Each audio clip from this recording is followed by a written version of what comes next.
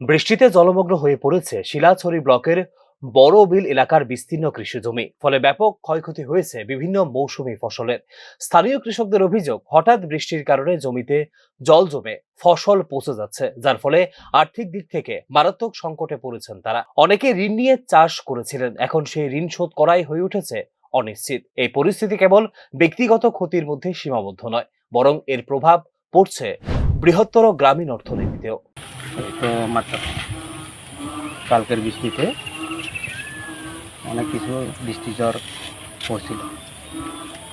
তারপরে এই তরমুজের কিন্তু এর আগে একবার বৃষ্টি পড়ছিল। এই বৃষ্টিতে প্রথমে তরমুজের নষ্ট হয়ে গেছিল, এরপরে দ্বিতীয় টাইমে বৃষ্টি ছিল যে কালকে, এটার এখন বহুত সমস্যা আছে।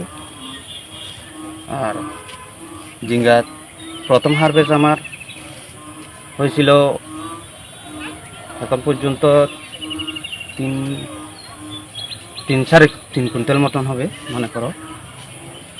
আর টোটালে আমার খরচা হয়েছিল যে 42,000 টাকা, 2 কানি 3 ঘন্টার জায়গাতে। আর এখন পর্যন্ত উঠছিল মাত্র 26,000 টাকা। এই কারণে বৃষ্টির জলটা কি না মনে। ক্ষুদ্র ও প্রান্তিক চাষিরাই গ্রামীণ বাজার, খাদ্য সরবরাহ ও স্থানীয় অর্থনৈতিক চক্রের প্রধান চালিকা শক্তি। তাদের ক্ষতি মানেই ক্রয় ক্ষমতা হ্রাস, বাজারে চাহিদা কমে যাওয়া এবং সামগ্রিক অর্থনৈতিক মন্দা। বিশেষজ্ঞদের মতে প্রাকৃতিক দুর্যোগের মতো অনিশ্চিত পরিস্থিতিতে কৃষকদের সুরক্ষা দিতে কার্যকর ক্ষতিপূরণ ও বীমা ব্যবস্থা অত্যন্ত জরুরি।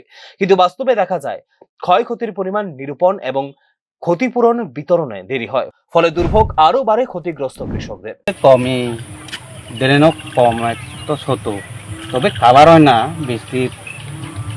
ওই যে বৃষ্টি অনেক কিছু, ওই যে আমার এই যে সরাতে নদীতে কাভার হয় না, বেশি অনেক জল পড়ে যায়। সেই জন্য কারণে এই জলটা নামানোর কাভার করতে পারে না। প্রতি বছরে হয় এরকমই, তবে এবছর একটু আমি মনে করি তাড়াতাড়ি বৃষ্টি নামছিল, সেই কারণে ক্ষতিটা বেশি অনেক হয়েছে মনে করি। নাম অমিয় বরণ চাকমা। এই জায়গাটার নাম হচ্ছে এই তো দর্শন বলি।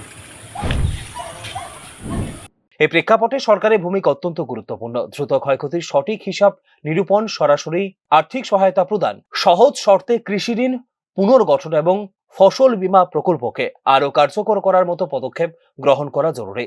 পাশাপাশি জল নিষ্কাশন ব্যবস্থা উন্নত করা এবং আবহাওয়া ভিত্তিক আগাম সতর্কীকরণ ব্যবস্থা জোরদার করা প্রয়োজন। সব মিলিয়ে বড়বিল এলাকার এই ঘটনা স্পষ্ট করে যে প্রাকৃতিক বিপর্যয়ের সময়ে কৃষকদের পাশে দাঁড়ানো শুধু মানবিক দায় নয়, বরং গ্রামীণ অর্থনীতিকে টিকিয়ে রাখার জন্য অপরিহার্য।